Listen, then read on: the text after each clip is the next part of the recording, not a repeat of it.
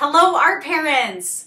All right, I've been wanting to do this lesson for years, and I keep chickening out every time when I plan the curriculum for the year. So this time we're going for it, and I think it's going to be really fun. I think the kids are going to really enjoy it, and hopefully I've got it pared down enough that it won't be too chaotic or messy for the classroom. But I would definitely say on this one, we want to give the kids as much time as possible. So let's, well, I mean, there's actually not as much to talk about because there's not one artist with a biography.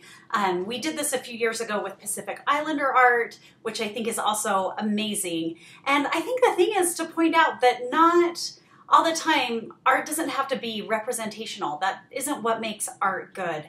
It's more about the emotion and feeling. And representational isn't bad by any means, of course, but there are other things to look for too.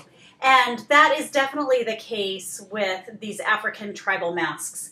They weren't, they're highly skilled. You can see the skill and work in it, but they weren't going for representational. It isn't supposed to be a perfect zebra with antelope horns. But these masks were meant to portray a spirit or a person that had passed on. And then they're used in tribal rituals and combining, and it's not the masks alone that have spiritual properties. One of the things I found in the research was that it's the combination of the preparation that the dancer does, the clothing that they wear, and the ceremony itself in combination with the mask that these tribes feel bring this spiritual power and can harness the properties of the animals that are portrayed or can communicate with the spirits of people who have passed on.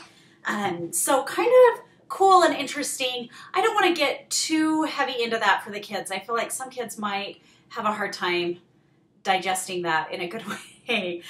So mostly we want to focus on this for the art of the mask, even though that isn't what the mask carver himself was going for when he made these masks.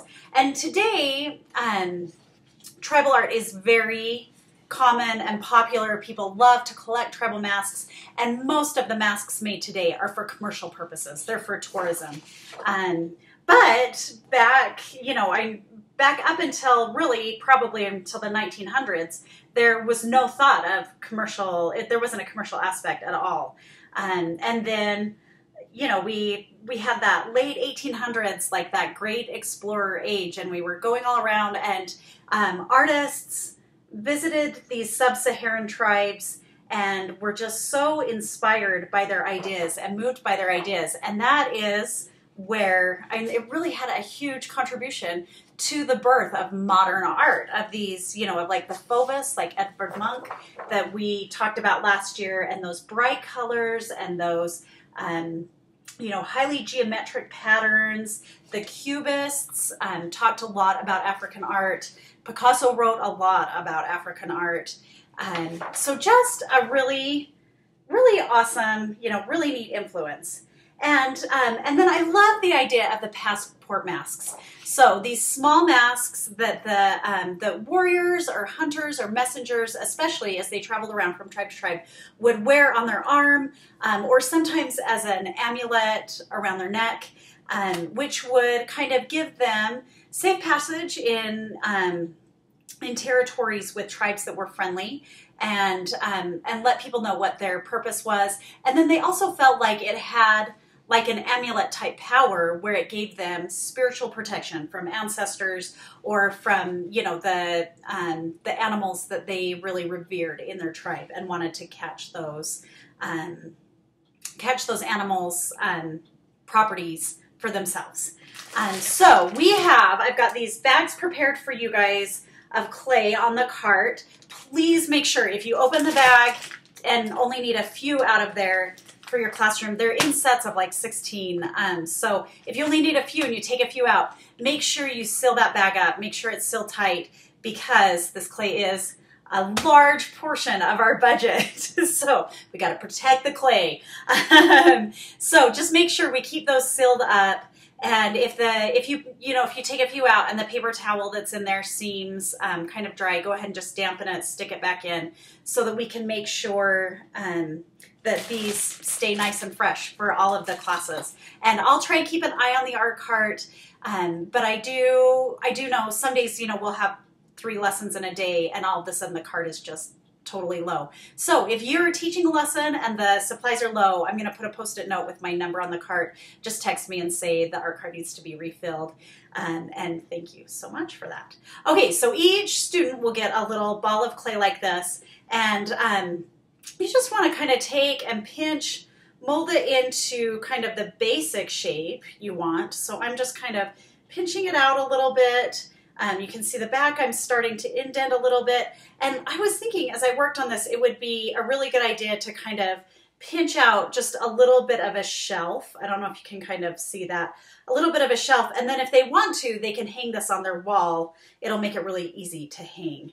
And then on the front, we're going to decide what features we want. And it's really best if you kind of pinch and build up rather than pulling off scraps of clay. You can see how I'm just kind of pinching in and building up for what I want. I'm going to do like kind of a ridge ending in a nose here.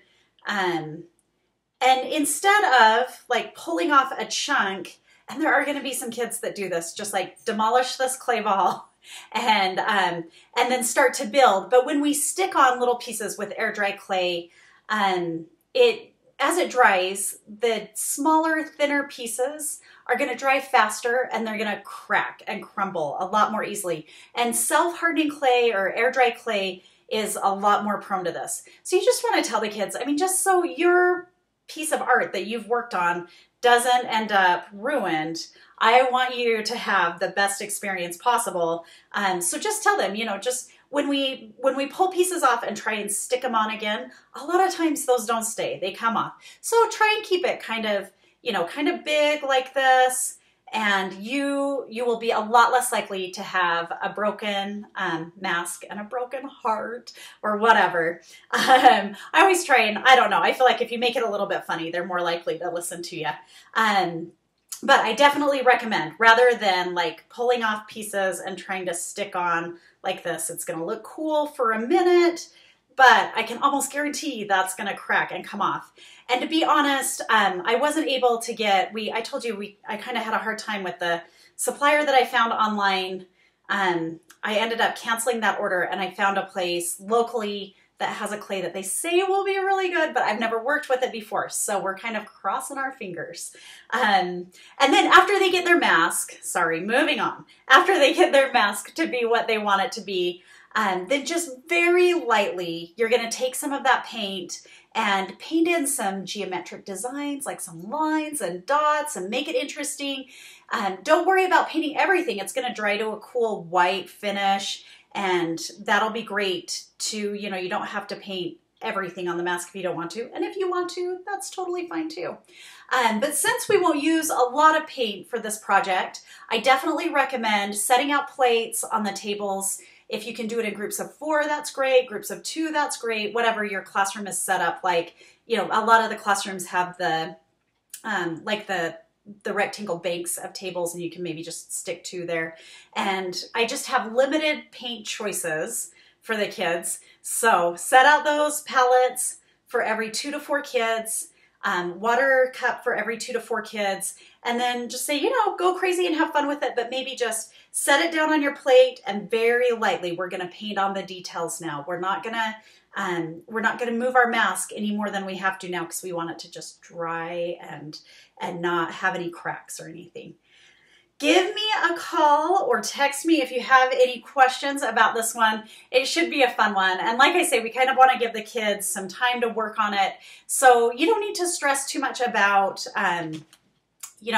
there's not a ton of information because we don't have specific artists that we're talking about. But there were specific tribes, and it is interesting, but I kind of felt like the kids wouldn't really remember or take that in to learn the names of the tribes. I do have a map that for some reason FedEx can't seem to print out, but we're trying again. So I will have a map for you so you can see which which countries in Africa have the tribes that create tribal masks. And it's interesting because they all are kind of West Coast, sub-Saharan. So really an interesting art form and definitely very effective. It had a big influence on Western art, on the painters that we know and love, the Impressionists, the Cubists. We were kind of taking in, that was when we were really adventuring out as like Western European society. And there's a lot of like Chinese and Japanese influence in the art in this time, and then a lot of African influence. And I think it's amazing. I think it really changed Western art from being this very formulaic representational art that was beautiful and wonderful, not a bad thing in any way, but made it more vibrant and interesting. And I think it's a great thing to study that, and also a really fun project for the kids. So I hope you enjoy. Definitely recommend like focusing on like that plate is your friend. Their hands will definitely get dirty, but hopefully not too much else if you keep your mask in your hands or on your plate. So we'll see. Hopefully the teachers don't hate us by the end of the lesson. Like I say, give me a text if you have any problems or need anything at all. I'm here to back you guys up. Thanks so much.